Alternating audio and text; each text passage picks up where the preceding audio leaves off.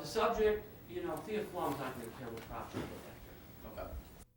Okay. To Sharon Stone, or Sharon. All right. Okay, you want to resume? Yep, we got one more to go. All right, well, we're going to head out now. And folks, we need another camera operator for this. Okay. Brian, you know the frame. It's just basically a little wider, medium shot, and just watch things that are.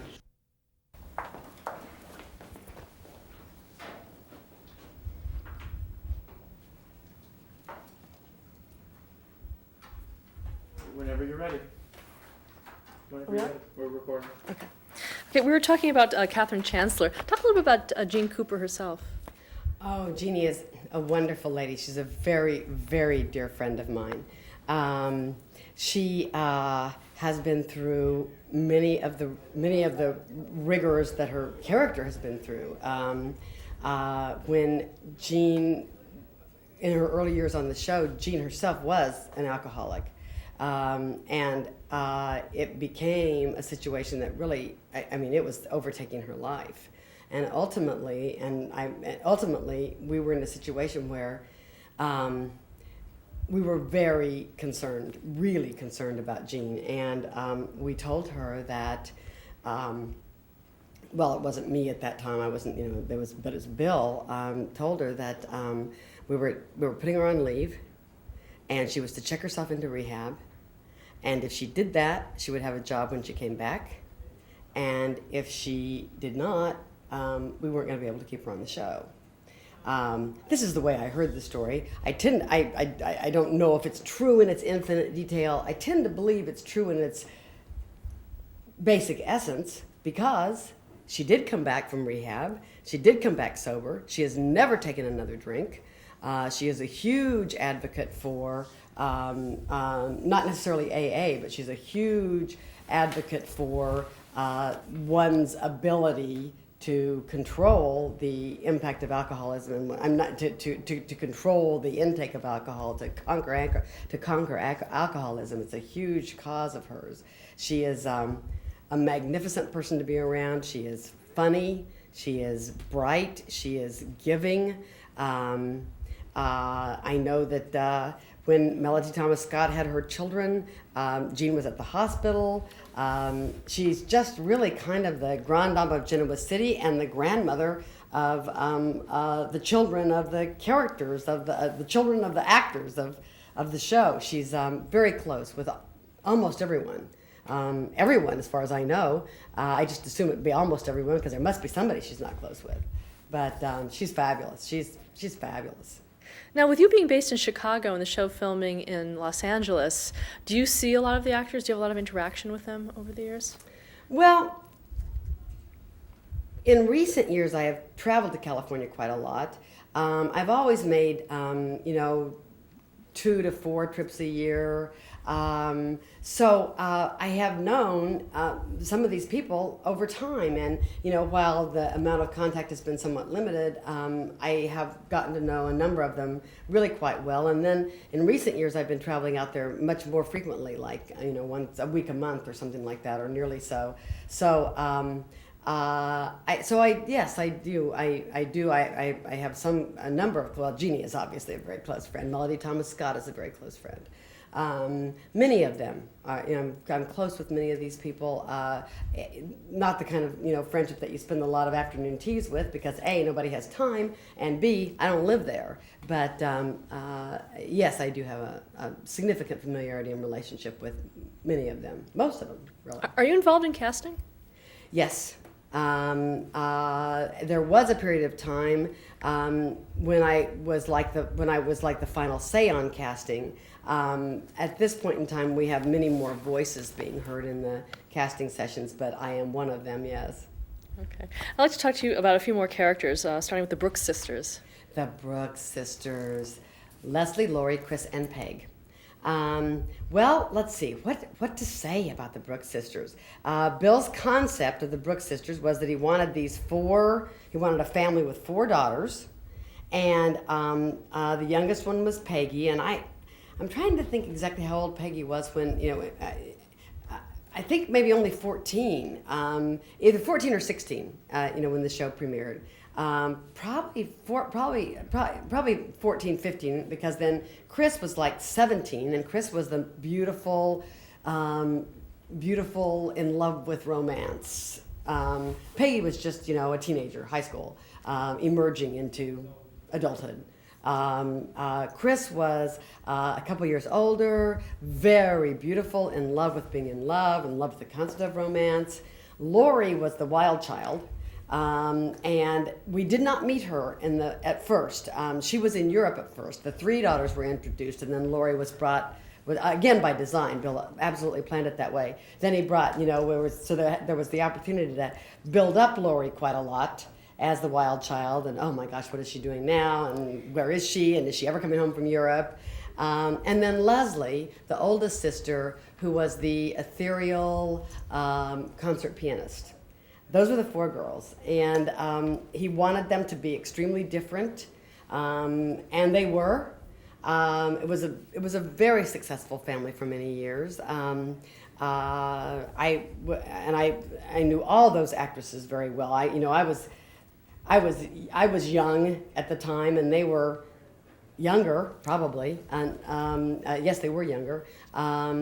Janice Lind was the original Leslie, and that was always interesting because Janice Lind should have been the original Lori, but she wasn't. She was the original Leslie. So Janice was always really acting well, because you wouldn't have known that she should have been the original Lori. Jamie Lynn Bower was the original Lori.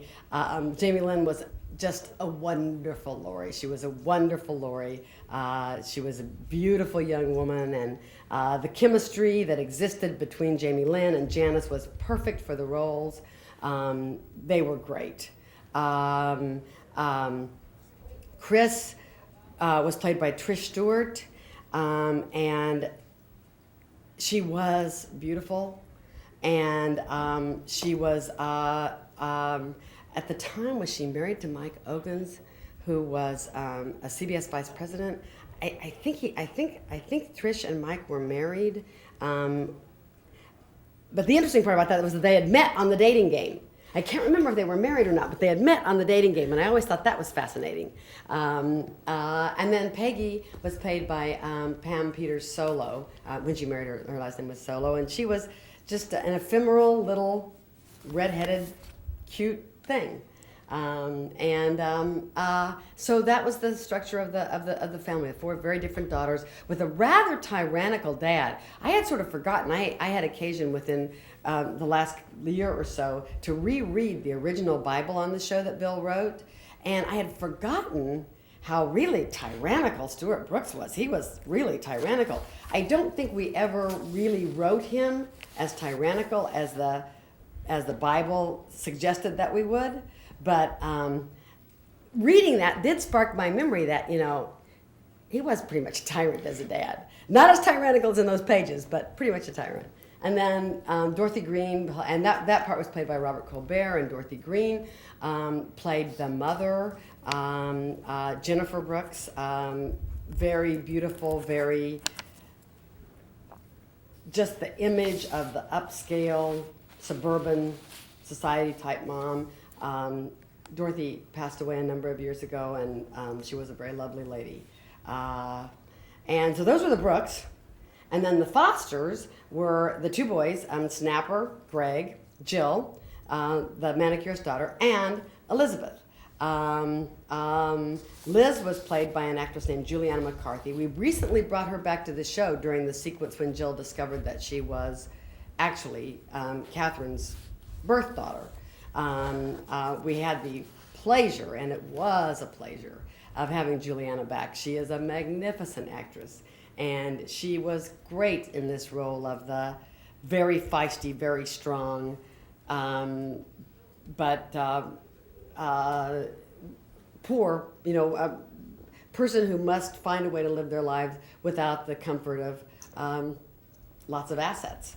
The two boys were played by, originally Snapper was played by William Gray Espy. When William Gray Espy left that role, David Hasselhoff became Snapper, and David was a wonderful snapper. He was a great guy. One of the few actors who never disavowed his daytime roots. He would talk about having had daytime roots. He was proud of having had daytime roots. He would tell people that was where he learned to act, which was certainly true because I was there in the beginning, and he couldn't. But he certainly learned. He became a fine actor, and we regretted losing him, but he had tremendous success, as probably everyone knows, tremendous success with, first of all, that show about the car, can't remember the name of it, and then with Baywatch, which was hugely successful, and I know David is having his own difficult times now, and I'm sorry about that. He is a lovely gentleman. And Jim Houghton, who to this day is on our writing staff, was the original Greg. So we had, and then Brenda Dixon was the original Jill, and that part is today played by Jess Walton and has been played by Jess Walton for years and years and years. I'm not sure how many, I can't remember, 20 maybe. But Jessie very much became Jill, and she's a wonderful Jill, wonderful actress. But all we really have left, on the canvas today regularly is of that family is Jill. And I know that one thing viewers comment about is that, and we're very aware of this, by the way, the show started out with this very clear orientation as Bill designed it to have the rich family and the poor family. And we don't have the poor family now. We haven't had the poor family for some time.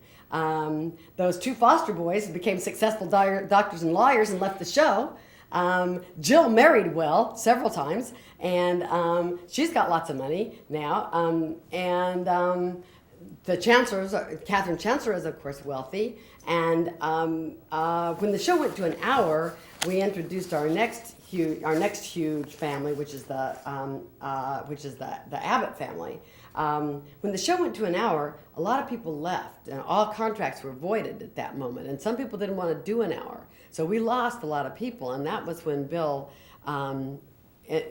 really, in such a wise move, we had this one character, Jack Abbott, who was a powerful character, and Bill made the decision that we'd better build another family because we were losing so many people. And so he built the Abbott family, which today remains one of our two core families, and the Abbotts preceded Victor Newman. Victor Newman is a guy we hired to play a not very nice guy for 6 weeks, I think, and people were immediately so taken with the strength of this actor that very quickly we began reformulating and rethinking, and would he like to stay? And it went from 6 weeks to 13 weeks to last year or the year before he celebrated his 25th anniversary with us. Does that happen a lot, where viewer reaction sort of dictates the story or enlarges it? Viewer reaction can indeed dictate a story. Viewer reaction can indeed impact what you want to do with the story, whether or not you want to keep an actor or an actress. Viewer reaction can certainly impact those things. We're not a slave to viewer reaction. Sometimes there's somebody that you really believe in, or a story that you really believe in that the viewers aren't buying right now. We're not very likely to just say, okay, you win, you don't like it, we'll throw it out. We're much more inclined to say, but you got to stay tuned. You got to stay tuned. You got to keep watching because it's going to move. It's going to develop. It's not over. The number of people who come on the show and are so good that you want to keep them. It's not always a viewer thing, in all honesty. Sometimes it's a viewer thing. The character of Kevin. After we brought the character of Kevin on and given the story that we played with him, I said, we cannot, this is an instance, we can't reform this character. The things he's done, he's too bad, he's too dangerous. We cannot reform this character. We can't keep him. And then a story was designed in which Kevin was falling in love with Lauren, and Lauren was trying to entrap him, and Lauren was, really trying to kind of get the goods on him, some of the dastardly things that he'd done, and I thought, I don't think this is going to work. I really don't think this is going to work. But this kid, Greg Ricart is his name, the actor's name, sold that story. He sold it so incredibly that, after watching this sequence, I just said, well, you know what? I don't know how we're going to do it, but we can't lose this guy. This kid is like, he's unbelievable. He's unbelievable. He is such a good actor.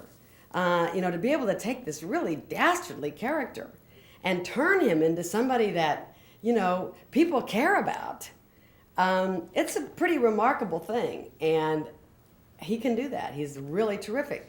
Christian LeBlanc, who plays Michael, very similar story.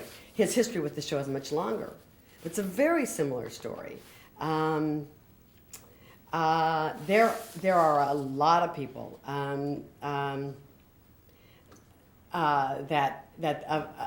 of whom this is true. There are a lot of people that come on the show, like Melody Thomas Scott. She's been on the show, I think, has she been on 30 years now? Close to 30 years.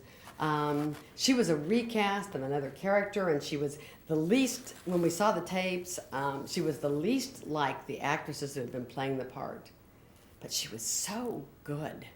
She was so good, so we thought, these were not my decisions at the time, but I was part of the decision-making process, and I remember very distinctly talking with both Bill and John Conboy, who at that time was our executive producer, about, we have a real actress here. We've been kind of playing just kind of a little wild child blonde character, and we'd had two different actresses who had, looked like that and played the part like that, and they'd both kind of been wild child little blonde actresses who disappeared. One of them absolutely disappeared. I mean, just didn't show up for work at some point, and so we had to recast the part. And Melody was one of the actresses that came in, and she was just so good. She's reading the same material, and it's a whole different ballgame. And we really felt this is somebody who could be very, very special. So she was cast, and as anybody who knows the show knows, she is somebody who is very, very special. She hadn't done daytime. She'd been an actress since she was a child. None of these people. Eric Braeden did not walk in the door expecting to stay 25 years. Melody Thomas Scott did not walk in the door expecting to stay, 30 years. When they talked with you about the show, they will talk, though, about what they found here and how incredible it is as an actor. And there is that whole thing that I fantasized about when I thought it'd be the coolest thing to be a soap opera actress. There is that whole thing of, bringing to life a character who sustains and a character that has a real presence in the lives of other people and sustaining presence. A character that people turn on their televisions to watch. Some of them every single day. It's unbelievable. It's an unbelievable thing. And if you can, get into it, if you can be into that, there's nothing like it. It's the most fabulous genre. It really is. Well, talk about the writing process on the show. Oh, okay. That's hard. The writing process is hard. The writing process is it evolves over time, for one thing. And what we're doing now is it's a more traditional system than we've had for much of my career. There was a point in time when, in the first years that I was working with Bill, that he was very happy with my work. And the show was still a half hour, by the way. He was very happy with my work. And he wasn't very happy with the California writers that he'd been working with. They were all older, and he had now found this young person, and he liked that. And so through a series of events, all of these writers left the show. There were 2 or 3 of them. And they were each doing like a script a week, and Bill was doing 1, and Bill was doing maybe Bill was doing 2 at that time, and they were doing, so that was the 5 scripts. They all left within a month of each other. And so Bill came back from a vacation He'd gone to Hawaii, and something tragic had happened in his family. One of his parents had passed away while he was away, so he came back from the vacation and to deal with the death of a parent. And on a Monday morning, when he had sent me to California for my first California trip, that was my reward. While he took the vacation, I worked, but I worked in California. It was very cool. So we got back to Chicago. It was a Monday morning. We had no other writers. It was a Monday morning. It was Kay and Bill. And Kay and Bill have to write an episode of The Young and the Restless that is going to tape a week from this day. Now, this is even beyond special delivery, we think. So for the first time, we call around because we've heard there's this thing called Air Express. We find out there is Air Express. They will show up today. They will pick up our script, providing we get it written on this day. If we got our script written, Novo Air Express would be there to pick it up at 5 o'clock. They would take it to the airport and be in California tomorrow. So that was kind of the start of a new era. And for months, because we were too busy to look for anybody to hire, and Bill and I had developed already. This might be it was the second year of my career, maybe. Probably not quite. Probably into the end of the first year of my career. We developed this simpatico. We finished each other's sentences, and we could talk through stuff. So we started writing all the scripts. We'd sit down in the morning, and he would have an envelope or a steno pad, one or the other, and he would jot down some names. And we'd talk a little bit about what they were going to do, and then we'd go write the script, and it had to be done by 5 o'clock because Novo Air Express would be down there to pick it up, take it to California. That was, of course, my period of greatest growth. No one in history would have gotten a gift like that. It was terrifying. It was huge pressure, but it was unbelievable. It was fabulous, and I learned so much at that time. And then as talk began to, then we started to hire some people because it was, because it was insane to keep writing the show, just the two of us. And so, that was sort of historically the writing process. At that period of time, there was no writing process. Kay and Bill just wrote the show for that little limited kind of period. Once a show goes to an hour, it's very dramatically different. Going to an hour is not doubling the work. It's like quadrupling it. And that's not just true of that's true of production. It's true of everything. It's hard to understand why that's the case. It's just, for one thing, in an hour show, all your pacing changes, and you're telling, in a half-hour show, probably you're telling two major stories, but in an hour show, you need three major stories, but then you need a couple of ones that you're building up at the same time. Everything changes. The cast becomes bigger. All production issues become bigger, and the writing issues become much bigger. So that's ages ago that we've been an hour since 1978, I think, 1979 maybe, February 1st, 1979, maybe we've been an hour since then. And we've had, we've done all different kinds of systems.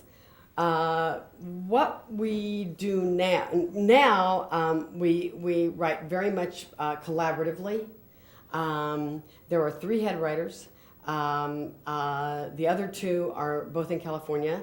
What are their names? Lynn Marie Latham, John F. Smith, and me. And we all have.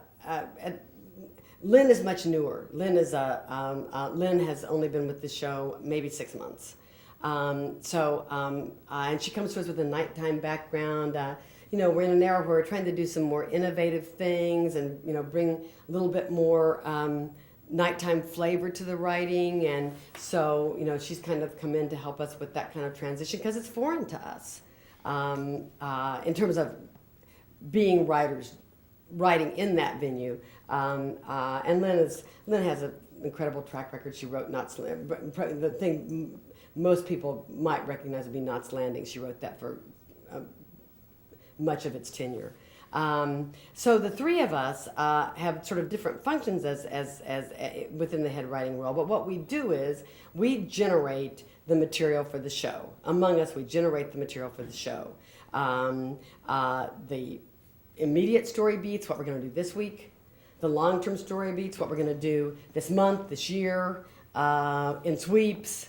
So we start out with we start out with those three people generating story. When you generate long-term story, and then from the long-term story, we try to figure out how we're going to parcel it out. Like right now, the shows that are taping. Right now, the shows that are taping are going to be the shows that will be airing next month in sweeps. We very carefully planned for next month in sweeps to make it a really, really strong sweeps. And so that took a lot of time. Like, okay, it's February, and that sweeps in and of itself, but we want to talk about May sweeps. Where are we going to position our stories? What's going to be happening? What's been going on with the characters? So those are all decisions that are made by the head writing team. Then each Monday, we meet with the network. Then from the long term, we divide up on a week by week basis what we're going to play in which stories this week. On Monday morning, a document is written. It's called a thrust document. In our parlance, I don't know if that's called the same thing out of the shows or not. We meet on Monday morning with the network. With the network executives, and oftentimes with the CBS, and oftentimes with the Sony executives, the Sony executive who's responsible for the show, and oftentimes with Bill Bell Jr., who now is the head of Bell Dramatic Serial Company. And we meet with them, we go over the thrust, we hear any comments that they may have to make, we take any notes they may have to give, answer questions, and then we sit down with our 5 breakdown writers, our outline writers, and we spend Monday and Tuesday taking the content for the week and breaking it into individual shows, which we then, the breakdown writer then takes his piece of content, the storylines he's going to be telling, and weaves them into an episode for the day. We work with the writers on that, but the specific decisions of how the show is going to be woven, the final decisions are approved by us, but those tend to be made by the breakdown writer. Then the breakdown writer comes back to us, we edit it, and then it goes to a script writer to produce the dialogue script. Then it comes back to the head writing team, and now and this is somewhat recent, but now Jack Smith is the person who is doing the final writer's edit on the script, which is really the final edit, except that with issues of timing and with certain production issues that our production people are more aware of than we are, there's always another edit really that comes in. There are other edits that come in besides the final writer's edit, but the final writer's edit is the real final edit. So that's kind of how it goes, and that process of from the point at which we sit down on a Monday morning with a thrust document. Although, like outlines are coming in today, tomorrow. On Fridays, when we have all the outlines in that were written from the Monday thrust, we again meet with the network to look at the finished product. We have that review before it comes to me for final edit of the outline, or it goes back to the writer to put in the network notes, comes back to me for an edit, then goes to the script writer. And then from the script writer, it comes back to the script editor, that Jack is the head writer who's now doing that. It's very, it's an overwhelming process because there's so much that has to happen in so little time. So it's, you're constantly, somebody said out there, I was standing there reading a script and they said, I bet you do that all the time, don't you? I said, yes, I really, really hate it if I leave and go anywhere, even to the elevator, without a script, because, you could get stuck in the elevator. It's happened to me. And, if you have your script, at least there's something you can do while they rescue you. How many hours a day do you think you work on the show? A lot.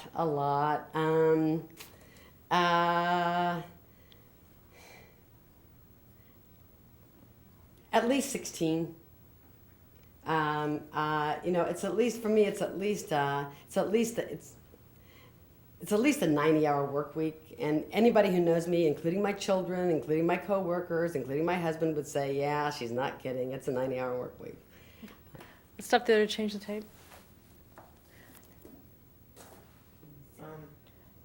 Can we have like another 10 minutes to wrap? Okay. I'm just gonna do like a 10-minute one to wrap. Okay. It's all great stuff.